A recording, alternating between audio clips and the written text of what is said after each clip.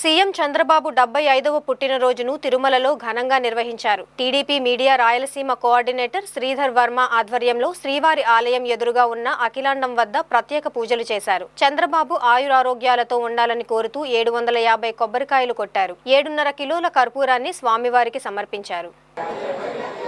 ఈరోజు మన రాష్ట్ర ముఖ్యమంత్రి ప్రజా ఆపద్బాంధవుడు అయినటువంటి నారా చంద్రబాబు నాయుడు గారికి 74 సంవత్సరాలు సుదీర్ఘ పరిపాలించి 75వ సంవత్సరంగా అడుగుపెడుతున్న సందర్భంగా ఈరోజు మేము ఆ కలియుగ వెంకటేశ్వర స్వామికి 750 కొబ్బరికాయలు కొట్టి 7.5 కేజీ కర్పూరం వెలిగించి భక్తిని చాటుకోవడం జరిగింది. ఎందుకంటే ఆయన జన్మ ఏదైనా రూపం ఏదైనా మానవుల కోసమే, రాష్ట్రం కోసమే, దేశం కోసమే జీవిస్తున్నాడు. కాబట్టి ఆ కలియుగ వెంకటేశ్వర స్వామి ఆయనకి మంచి ఆరోగ్యం ప్రసాదించి ఆయన చేస్తున్న కార్యక్రమాలన్నీ కూడా సక్సెస్ పదంలో నడిపించాలని, ఆయనకి మంచి ఆశీస్సులు కల్పించాలనేసి మేము అందరం కూడా కోరుకుంటూ ప్రార్థిస్తున్నాం.